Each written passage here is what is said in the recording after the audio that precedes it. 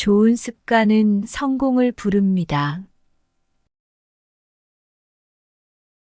충동을 통제하기란 쉬운 일이 아닙니다.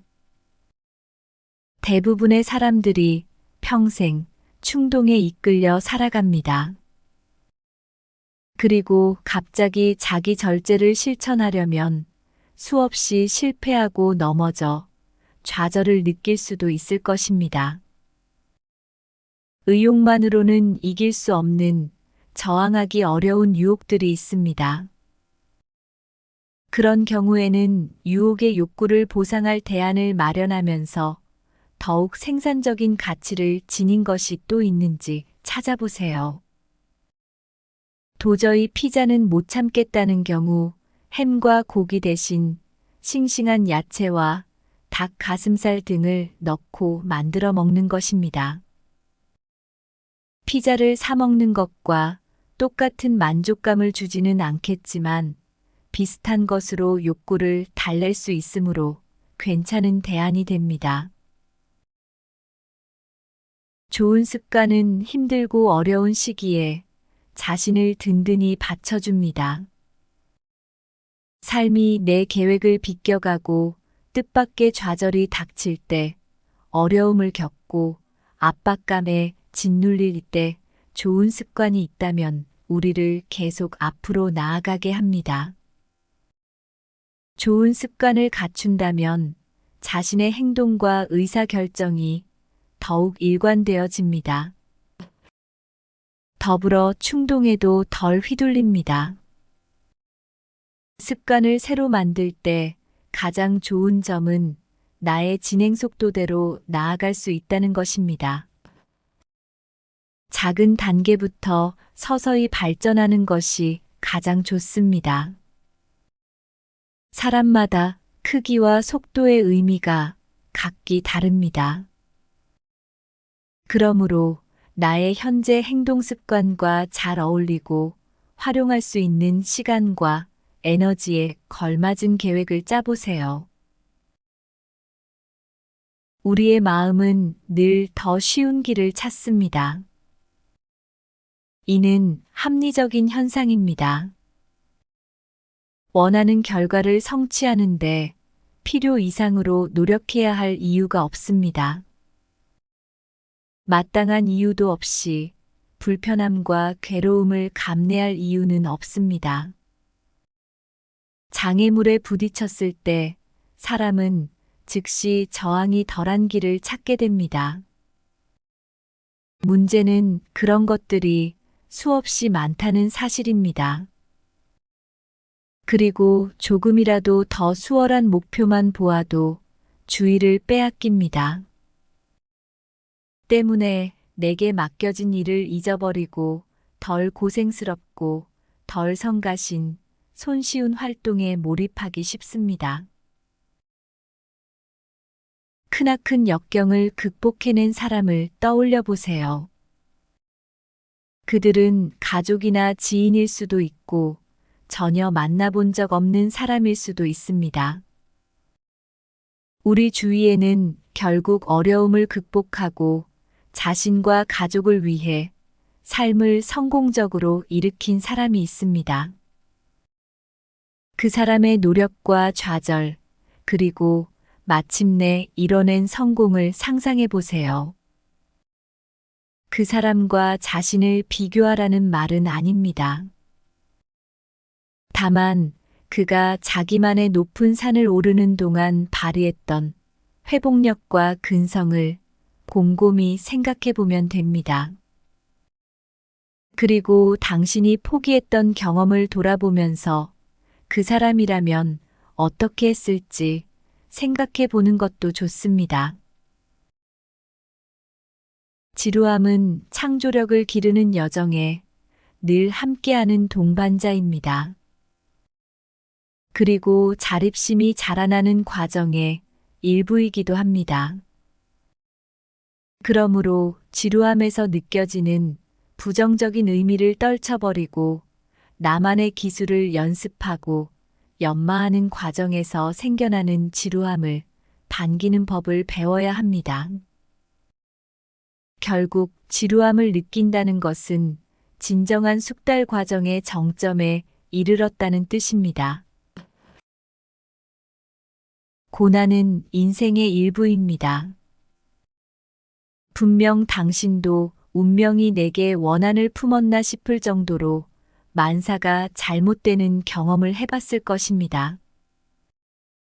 가족이 잇따라 아프거나 연인과 헤어져 힘든 시간을 겪고 있는데 가장 친한 친구조차 멀리 떠나면 세상에 혼자만 남는 기분이 듭니다.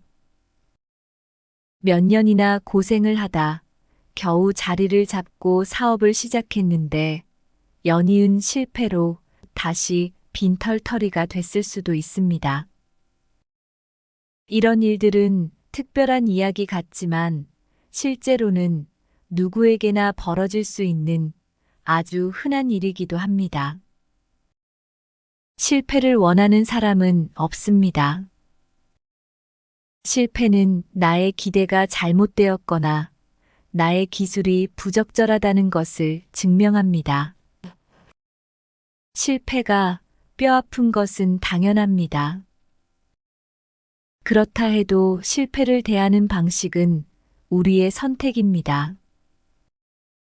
대다수 사람은 실패를 분하게 여기거나 수치스러워합니다. 최대한 실패를 숨겨서 남들이 모르게 하려고 애를 씁니다. 또 비난을 피하려고 이런저런 이유를 늘어놓기도 합니다. 심지어는 다른 사람에게 책임을 떠넘기며 비난의 화살을 돌리려는 경우도 있습니다. 경험에는 중요한 가치가 담겨 있습니다. 경험은 나의 능력에 대한 정확한 알림을 제공합니다. 주의를 기울여야 할 부분을 부각시키고 나의 한계를 인식하게 만들기도 합니다. 경험은 개인의 성장에 꼭 필요한 요소입니다. 원하는 결과를 얻지 못할 때마다 나의 의사결정과 행동이 어떤 결과를 초래하는지 더 깊이 이해하게 됩니다. 이 지식은 미래의 의사결정과 행동에 이정표를 제공합니다. 이렇게 자각과 통찰력을 통해 인지력을 높여두면 나중에 기대하는 결과를 얻지 못했을 때에도 버틸 수 있는 힘이 됩니다. 실패에 부딪혔을 때 회복력을 가로막는 가장 큰 요인은 감정입니다. 그러나 실패에 대한 인식을 바꿈으로써 우리는 실패가 내면에 일으키는 괴로움과 수치심 같은 부정적인 감정을 가라앉힐 수 있습니다. 아니면 실패를 성장을 위한 긍정적인 경험으로 전환할 수도 있습니다. 실패를 배움의 기회라고 해석한다면 관심, 희망, 자부심, 감사의 감정으로 인식할 수 있습니다. 이런 긍정적인 감정들은 지속적인 개인의 성장에 대해 낙관적으로 바라보도록 돕습니다. 모든 사람은 실패를 두려워하면서 성장합니다. 성인이 되어서도 안 되는 것에 대한 두려움을 떨쳐버리지 못하는 사람들이 많습니다. 그러나 우리가 성인이 되었다는 것은 그동안 수많은 실패가 있었다는 말이기도 합니다. 기어다니던 아기가 일어나서 걷고 뛰게 되기까지 수없이 많이 넘어지고 다시 일어납니다. 실패는 단지 성공으로 가기 위한 과정일 뿐이라고 생각하는 순간 우리의 목표는 더 커지고 의지는 더욱 강해질 수 있습니다. 목표를 세우는 것에 어려운 사람은 없습니다. 하지만 목표를 세우는 것만으로는 부족합니다.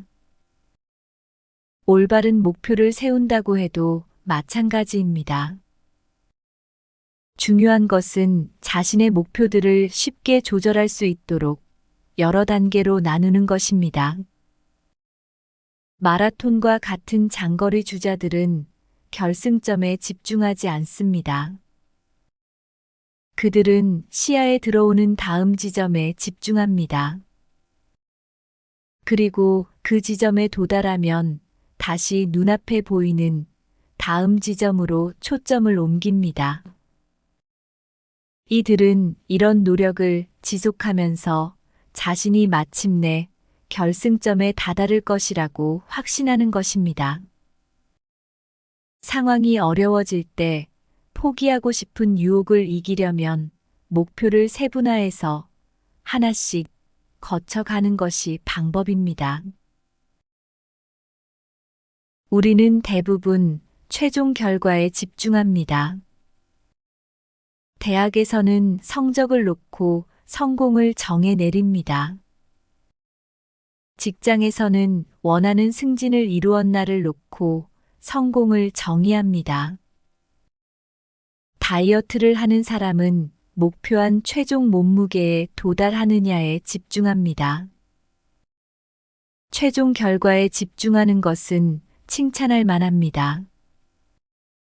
하지만 이를 위해 노력하는 과정에서 맛보는 소소한 성공을 무시할 때가 많습니다. 자잘한 성공들은 좌절을 경험할 때 계속해서 노력하도록 마음을 훈련하는데 중요한 요소가 됩니다. 삶이 편안하고 만사가 순탄하게 흘러갈 때도 자기 의심이 파고들 수 있습니다. 실수에 대한 두려움 때문에 행동에 나서지 못한 채 자기 결정을 되새기며 주저하기 시작합니다. 자신에 대한 의심은 우리들 마음에 일어나는 자연스럽고 건강한 현상입니다. 자신에 대한 의심은 훌륭한 결정을 내리도록 도와주고 최선의 노력을 북돋우며 부정적인 결과로부터 우리를 지켜줍니다. 지나친 의심 때문에 꼼짝없이 얼어붙어 아무것도 못하는 것은 문제가 됩니다. 지나친 자기 의심은 두려움과 우유부단함을 심어주어 결국 무거운 짐이 되게 만듭니다. 위험을 감수하는 것은 실패할 가능성에 자신을 노출하는 것입니다. 이는 불안한 감정을 일으킬 수 있습니다. 하지만 실패는 전혀 두려워할 대상이 아닙니다. 실패에는 대가가 따르기 마련이지만 그 대가가 파괴적인 경우는 드뭅니다. 한편 위험을 감수하면 소중한 경험을 얻을 뿐만 아니라 구체적인 보상을 누릴 기회가 생깁니다. 바라는 결과를 얻기 위해서라도 위험을 감수해야 합니다. 우리는 실패에 대한 자기 생각을 조정하는 것이 필요합니다. 실패에 대해 무슨 수를 써서라도 피해야 한다고 생각하는 것이 아니라 늘 실수할 위험이 있다고 여기고 이를 받아들일 줄 알아야 합니다. 우리는 실패를 예상하는 법을 배워야 합니다. 이런 태도를 갖추면 실패로부터 귀중한 통찰을 얻을 수 있게 됩니다. 무엇이 효과적이고 무엇이 비효과적인지를 배우게 됩니다. 우리의 할 일 목록에는 분명 미루거나 아예 피하고 싶은 것도 있습니다. 이런 일에 부딪히면 일에 필요한 힘을 끌어모으는 게 더 어렵게 느껴지기도 합니다. 원치 않는 일은 심지어 불쾌감까지 줍니다. 그 일을 수행하느라 더 만족스러운 활동을 포기해야 할지도 모릅니다. 이럴 때는 하기 싫다는 굴레에 빠져서 시간을 낭비하지 말고 그 일을 완수하면 얻어지는 것에 초점을 맞춰보세요. 의지력을 기르는데 상당 부분 영향을 주는 것은 인지의 재설정입니다. 재설정이라는 것은 내가 품고 있는 부정적이고 잘못된 생각, 태도에 대해 다시 질문을 던지는 과정입니다. 세상 속 나를 보는 인식에 대한 관점을 바꾸는 과정이라고도 할 수 있습니다. 상황에 대한 자동적으로 보이던 나의 반응이 합리적이라고 여기지 않고 이것들을 속속들이 다시 들여다보는 것입니다. 의지력을 유지하는 것은 애초에 의지력을 기르는 것만큼이나 중요합니다. 삶의 모든 영역에 유익한 의지력을 길러놓고서 이것을 사용할 일이 없다는 이유로 허비하는 일이 많습니다. 의지력을 건강하게 유지하면 예기치 않은 삶의 난제와 장애물에 부딪힐 때마다 그 힘을 믿고 나아갈 수 있을 것입니다.